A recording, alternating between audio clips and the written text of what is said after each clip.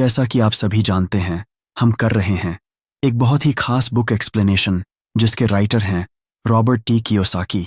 और अगर आपने अभी तक इसका फर्स्ट पार्ट नहीं देखा तो वीडियो ज़रूर देखिए। वीडियो का लिंक आपको डिस्क्रिप्शन में मिल जाएगा। चलिए करते हैं पार्ट 2 की शुरुआत। रॉबर्ट कहते हैं किसी दूसरे को बदलने से बेहतर है खुद को बदलना। जैसा कि आप सभी जानते हैं, रिच डैड ने रॉबर्ट और माइक को 10 सेंट हर घंटे की जॉब पर रखा, जो कि बहुत कम थी। तभी रॉबर्ट ने जॉब छोड़ने का सोचा और अपने रिच डैड के पास चले गए और कहा, मैं इतनी कम तनख्वाह पर काम नहीं कर सकता। इस पर रिच डैड कहते हैं, मुझे खुशी है कि तुम 10 सेंट की सैलरी पर संतुष्ट नहीं हो। अगर तुम गुस्सा होकर मेरे पास नहीं आते तो शायद मैं तुम्हें पैसा कमाने की कला कभी नहीं सिखाता। और इससे ये साबित होता है कि तुम सच में पैसा कमाना सीखना चाहते हो। रॉबर्ट बिल्कुल ध्यान से ये सभी बात सुन रहे थे। रिच डैड कहते हैं, असल में गरीबी पैसों की नहीं मन की होती है और एक गरीब व्यक्ति हमेशा डर कर पैसों के लिए काम करता है। मैं तुम्हें ये कभी नहीं कहूंगा कि तुम पैसों के लिए काम करो, बल्कि कुछ ऐसा काम करो कि तुम्हारा पैसा तुम्हारे लिए काम करे।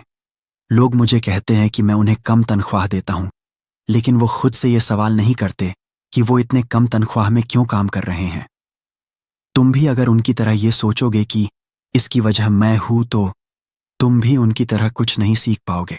अब इनमें से आसान क्या है, मुझे बदलना या खुद को बदलना और उस लायक बनना?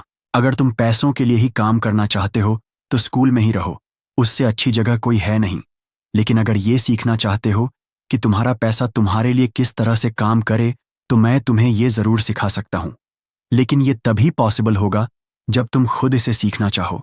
इस पर रिच डैड रॉबर्ट से पूछते हैं कि क्या तुम सीखना चाहते हो? तो एक बार फिर रॉबर्ट हाँ में सर हिलाते हैं।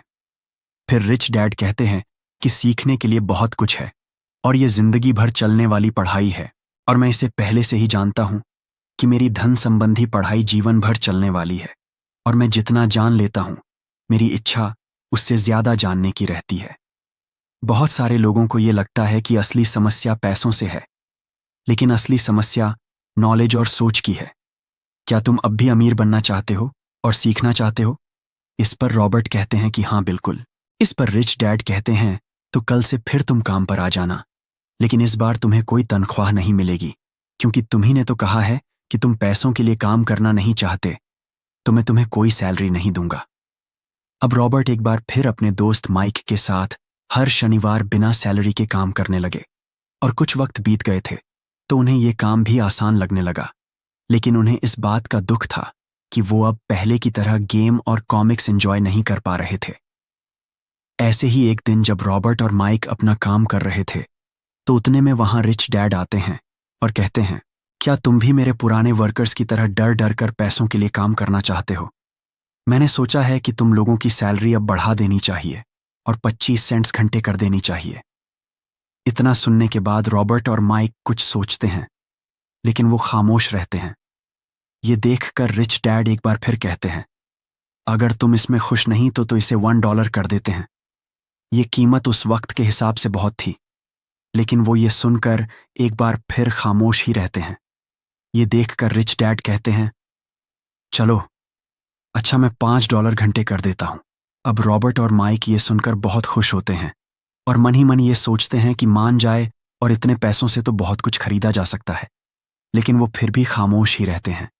ये देखकर रिच डैड कहते हैं, मैं तुम दोनों से खुश हूं कि तुमने कोई लालच नहीं की और ना ही कोई जल्दबाजी दिखाई। तुम अगर इसी तरह मन लगाकर सीखते रहे तो तुम कोई भी फैसला जल्दबाजी में नहीं करोगे। जब किसी के पास पैसा आता है तो अपने साथ डर और लालच लेकर आता है। इसी बात को समझाते हुए रिच डैड कहते हैं, कुछ और पाने और बेहतर पाने की इच्छा को लालच कहते हैं, लेकिन इसमें कोई बुराई नहीं है। पर अगर मैं तुम्हें $5 भी दूं तो इससे तुम्हारी समस्या का हल नहीं मिलेगा और तुम अमीर नहीं बन पाओगे। ये सुनने के बाद रॉबर्ट पूछते हैं, आखिर ऐसा क्यों? इतनी सैलरी के बाद भी मैं अमीर क्यों नहीं बन पाऊंगा? तो रिच डैड कहते हैं, अमीरी मन से होती है, पैसों से नहीं। पैसा आज है और शायद कल नहीं, पर जो इंसान मन से अमीर होता है वो जानता है पैसों को कैसे मैनेज करना है, पैसों को कैसे कमाना है, पैसों को कैसे बनाना है, तो वो कभी भी गरीब नहीं हो सकता। इस पर रॉबर्ट पूछते हैं, तो क्या हमें पैसों के पीछे नहीं जाना चाहिए? पैसों से दूर रहना चाहिए? तो रिच डैड कहते हैं, पैसों से दूर भागना भी उतना ही बड़ा पागलपन है जितना कि पैसों के पीछे भागना। मुसीबत के वक्त में या गरीबी के वक्त में इंसान अपने दिल से सोचता है, पर मुसीबत के वक्त दिल से नहीं, दिमाग से सोचना भी आना चाहिए, जो कि ज्यादातर लोग नहीं करते। लेकिन तुम्हें दिल के आगे और पैसों के आगे मजबूर होकर पैसों का गुलाम बनकर नहीं रहना है, बल्कि मैं चाहता हूं तुम दिमाग से सोचो और पैसों को अपना गुलाम बनाओ, ताकि तुम्हारा पैसा तुम्हारे लिए काम करे। अमीर वही है जो पैसों के पीछे ना भागे, पैसों के लिए काम ना करे, बल्कि उसका पैसा उसके लिए 24 घंटे काम करे।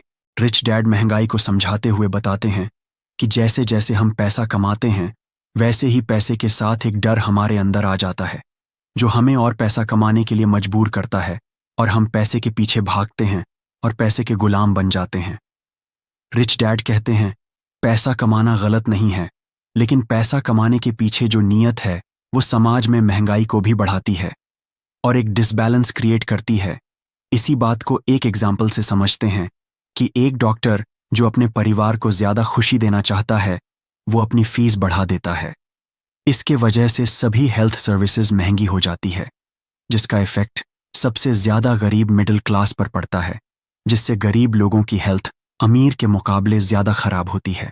अब डॉक्टर ने अपनी फीस बढ़ा दी तो ये देखकर लॉयर भी अपनी फीस बढ़ा देते हैं, और फिर टीचर भी अपनी इनकम बढ़ाना चाहते हैं। यही साइकिल चलते रहती है, और अमीर बनता जाता है और गरीब होता जाता है। इन दोनों के बीच में इतना बड़ा अंतर पैदा हो जाता है कि समाज में एक सोशल डिसबैलेंस पैदा हो जाता है। ये सभी बात को ध्यान से सुनने के बाद रॉबर्ट पूछते हैं, क्या चीज़ों की कीमत बढ़नी नहीं चाहिए? तो इस पर रिच डैड कहते हैं, एक अच्छी तरह से चल रही सरकार में तो कीमत नहीं बढ़नी चाहिए, लेकिन ऐसा पॉसिबल नहीं है।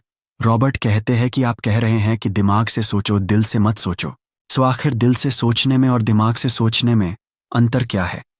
इस पर रिच डैड कहते हैं, मैंने लोगों को बोलते सुना है कि मेरी सैलरी ज्यादा होनी चाहिए। अमीर लोग दूसरों के पैसे मार लेते हैं, मैं दूसरी जॉब ढूंढ लूंगा, और भी बहुत कुछ। लेकिन ये सभी बात भावना में कही गई है, और भावनाओं में बहकर हम जो भी डिसीजन लेते हैं वो गलत साबित होता है। इसलिए जब भी कोई डिसीजन लो, दिमाग से लो, जल्दबाजी मत करो, पर जल्दी करो।